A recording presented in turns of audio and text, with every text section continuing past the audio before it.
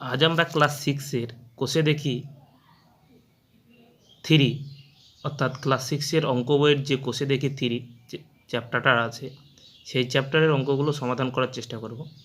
দেখো একেরটা কি বলেছে, দেখো নিচের সংখ্যাগুলি সব থেকে কাছের 10-এর গুণিতকের পূর্ণ সংখ্যা লিখি। এটা দেখো বলেছে 12-র কাছাকাছি 10-এর গুণিতকের পূর্ণ সংখ্যা। 10-এর গুণিতকে বলেছে, আমরা যদি 10কে 2 দিয়ে ভাগ করি, দেখো 10কে 2 দিয়ে যদি আমরা ভাগ করি তাহলে 5 পাই।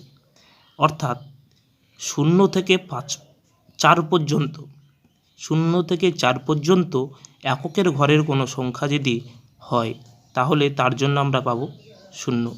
আর 5 থেকে 10 পর্যন্ত যদি কোনো সংখ্যা হয় তার জন্য আমরা পাবো 10। এবার এই 10 আর 0 কোথায় বসাবো? এই 0 এককের ঘরের যেই সংখ্যা থাকবে সেই সংখ্যার কাছে বসিয়ে দেবো। আর 10 কোথায় বসাবো? 10-এর ক্ষেত্রে 0টা বসাবো এককের ঘরে এবং 1 বসাবো কোথায়? দশকের ঘরের সাথে যোগ করব। দেখো 12-এর কাছাকাছি 10-এর গুণিতকে পূর্ণ সংখ্যা তাই বলেছে। তাহলে 12 সংখ্যাটার দেখো এককের ঘরে কী আছে? এককের ঘরে কী আছে? 2 আছে। তাহলে 2 দেখো 5-এর থেকে ছোট না বড়? তাহলে 5-এর থেকে যেহেতু ছোট তার জন্য আমরা কী পাবো? 0। তাহলে ওই 0টা কোথায় বসবে? এককের ঘরে বসাবে। তাহলে এককের ঘরে 2 ছিল, তার জন্য কি বসে গেল? 0 বসে গেল। আর 1 ছিল আগেকার, তাই 1। অর্থাৎ 12-র কাছাকাছি 10-এর গুণিতকের পূর্ণ সংখ্যা কত? 10। এইভাবে বিয়েরটা দেখি, চলো।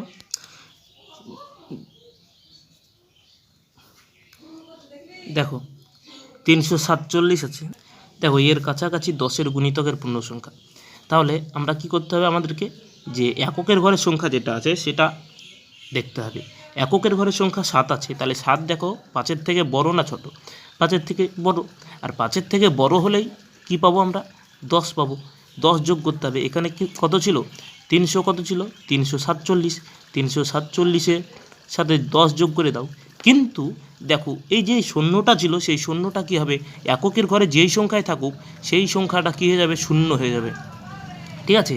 আর ওই একটা আমরা কি বলেছিলাম যে দশকের ঘরে যোগ হবে। তাহলে দশকের ঘরে 4 ছিল আর এই একটা যোগ হয়ে গেল দিয়ে 5 আর 3 করতে 3, তাহলে কত হলো? 350। অর্থাৎ 347-এর কাছাকাছি 10-এর গুণিতকের পূর্ণ সংখ্যা 350। একই রকম শেষে 1324, এটা দেখো এককের ঘরে 4 আছে, 4 5-এর থেকে নিশ্চয়ই ছোট, তাহলে ছোট হলে 0 পাবো। তাহলে ওই শূন্যটা কোন ঘরে 0 হবে? কোন ঘরে বসাতে হবে? অর্থাৎ এককের ঘরে বসাতে হবে। তাহলে এখানে কত হবে? 1320। তারপরে ডিএরটা দেখো 5968। এই যে এককের ঘরে 8 আছে, তাহলে 8 5-এর থেকে বড় না ছোট? বড়। বড় হলে কি হবে? এককের ঘরে কী হয়ে যাবে? 0 হয়ে যাবে। আর ওই একটা কী হবে? দশকের ঘরের সাথে যোগ হবে। তাহলে যোগ করলে কত হবে? 5 9 7, অর্থাৎ 5770। একই রকমভাবে চলো দুয়েরগুলো দেখি। দুয়েরগুলো কি বলেছে দেখো, বলেছে নিচের সংখ্যাগুলি সব থেকে কাছের 100-এর গুণিতক 100-এর গুণিতককে পূর্ণ সংখ্যা লিখি। দেখো 100, এই 100কে যদি আমরা 2 দিয়ে ভাগ করি তাহলে আমরা কি পাবো? 50 পাবো। এই যে দেখো ঠিক একই রকমভাবে এতক্ষণ আমরা 5 থেকে 0 পর্যন্ত হলে কিংবা 0 থেকে 5 পর্যন্ত হলে সেটা কি হয়েছিল? যে 0 পেয়েছিলাম, আর 5 থেকে বেশি হলে সেটা কি? 10 পেয়েছিলাম। এবার 0 থেকে যদি 50 পর্যন্ত হয় তাহলে তার ক্ষেত্রে আমরা কি পাবো? 0 পাবো। 0 থেকে যদি আমরা 50 পর্যন্ত সংখ্যাটা হয় তাহলে আমরা তার জন্য কি পাবো? 0 পাবো। আর 50 থেকে যদি 100 পর্যন্ত হয় তাহলে আমরা কি পাবো? 100 পাবো। এবার দেখো কোন সংখ্যাটা হতে হবে, কোন সংখ্যাটা দেখব। এক্ষেত্রে আমরা কি করব? দুটো ঘর দেখব, এককের ঘর এবং দশকের ঘরে দেখব। এক্ষেত্রে 621 দেখো এককের ঘর আর দশকের ঘর দেখব এই কারণে যে 100-তে দুটো শূন্য থাকে, তার জন্য আমরা কি করব? এককের ঘর এবং দশকের ঘরের সংখ্যাটা দেখব। এককের ঘর এবং দশকের ঘরের সংখ্যাটা মিলে দেখো 21 হচ্ছে। 21 50-এর থেকে ছোট না বড়? অবশ্যই কি হবে? ছোট। তার জন্য দুটো জিরো পাবো। ওই দুটো জিরো কোথায় বসাবো? এককের ঘর এবং দশকের ঘরে। তাহলে দেখো 6 তো ছিল, আর এককের ঘরের জন্য কি পেলাম 0, দশকের ঘরের জন্য 0, তাহলে 621-এর কাছাকাছি 100-র গুণিতক কত? 600। একইভাবে পরেরগুলো চলো দেখি। 483, তাহলে 483 কী হচ্ছে, শেষে কত আছে? 83 দেখো 50-এর থেকে বড়, তাই 50-এর থেকে বড় হলে কী হবে? আমরা 100 পাবো, তাই তো? তাহলে 100 পাবো, কিন্তু 100-র দুটো শূন্য কি? এককের ঘরে এবং দশকের ঘরে কী হবে? দুটো শূন্য হবে, যোগ করে দাও, 4 আর 1 5, তাহলে 483-র 100-র গুণিতকের পূর্ণ সংখ্যা কত? 500। একই রকমভাবে শেষে কত আছে দেখো, এটার 6719-এর এই সংখ্যাটার দেখো শেষে 19 আছে, তাহলে 19 50-এর থেকে ছোট হলে কি পাবো? আমরা 0 পাবো। তাহলে ওই 0 কোথায় বসবে? এককের ঘরে এবং দশকের ঘরে। তাহলে কী হবে? 6700। তারপর এটা দেখো 8394, দেখো 50-এর থেকে বড়, তাহলে কি হবে? 100 যোগ হবে, তাহলে 100 যোগ করলে কী হবে? 8400। এবার 8000 তোমরা এবার বলবে যে 8000 কেন 400 হলো?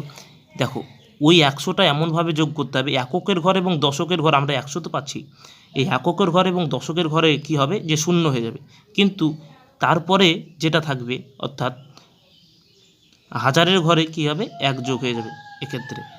হ্যাঁ, তাহলে দেখো এককের ঘর এবং দশকের ঘর 0 হয়ে গেল, আর হাজারের ঘরে 9 3 ছিল, হয়ে গেল 4, 8 করতে 8। চলো পরেরগুলো দেখি। 3-এরগুলো বলেছে দেখো, নিচের সংখ্যাগুলি সব থেকে কাছের 1000-এর গুণিতকে পূর্ণ সংখ্যা লিখি। দেখো 1000-কে যদি আমরা ভাগ করি তাহলে আমরা কি পাবো? 500 পাবো, অর্থাৎ 1000-কে ভাগ করলে আমরা 500 পাবো, অর্থাৎ 0 থেকে 500 পর্যন্ত যদি কোনো সংখ্যা হয় তার জন্য আমরা কি পাবো? 0 পাবো। আর 500 থেকে যদি 1000 পর্যন্ত কোনো সংখ্যা হয় তাহলে তার জন্য আমরা পাবো 1000। এবার দেখো এবার কোনটা মেলাবো আমরা? দেখো 1000-এ কতগুলো শূন্য থাকে? 3টে, তাহলে আমরা যেই সংখ্যাটা থাকবে সেই সংখ্যাটার শেষ দিক থেকে 3টে সংখ্যাকে মেলাবো। তাহলে এটা অ্যাকচুয়ালি কত? 3টেই সংখ্যা আছে, তাহলে কত? 346। 500-র থেকে ছোট না বড়? ছোট হলে কি পাবো? 0 পাবো, অর্থাৎ এর 346-এর কাছাকাছি 1000-এর গুণিতক কত? 0। বিয়েরটা দেখি চলো। দেখো 827 যেটা আছে, 827-এর কাছাকাছি 1000-এর গুণিতকে পূর্ণ সংখ্যা কত? 827 দেখো, তাহলে 500-র থেকে নিশ্চয়ই বড়, 500-র থেকে বড় হলে কি হবে? আমরা 1000 পাবো, তাহলে 827-এর কাছাকাছি 1000-এর গুণিতকে পূর্ণ সংখ্যা কত? 1000।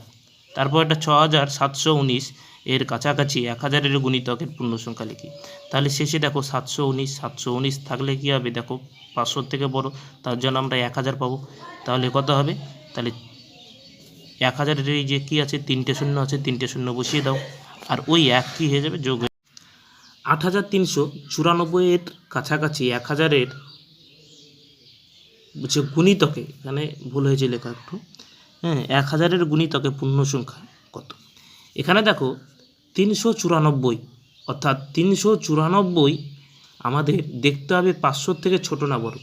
394 যেহেতু 500-র থেকে ছোট, তার জন্য আমরা কি পাবো? 0 পাবো, তাই তো? তার জন্য আমরা 0 পাবো। কটা 0 পাবো? 3টে 0 পাবো। ওই 3টে 0 শেষ দিক থেকে, অর্থাৎ এককের ঘরের দিক থেকে দশকের ঘরের দিকে বসিয়ে দেবে। তাহলে এককের ঘরের জন্য কি? 0, দশকের ঘরের জন্য 0, শতকের ঘরের জন্য 0, তারপরে যদি কোনো সংখ্যা থাকে সেই সংখ্যাটা বসিয়ে দেবে। তাহলে 8 ছিল, 8 বসিয়ে দিলাম, তাহলে 8394-এর কাছাকাছি 1000-এর গুণিতকে পূর্ণ সংখ্যা কত? 8000। আজকে এই পর্যন্তই। এর পরের দিন 5 থেকে পরবর্তী অঙ্কগুলো সমাধান করার চেষ্টা করব। যদি তোমরা চ্যানেলে নতুন হয়ে থাকো তাহলে অবশ্যই চ্যানেলটিকে সাবস্ক্রাইব করো, আর পাশে থাকা বেল আইকনটিতে ক্লিক করো, যাতে পরবর্তী ভিডিও আপলোড করার সঙ্গে সঙ্গে তোমাদের কাছে নোটিফিকেশন চলে যায়। ধন্যবাদ।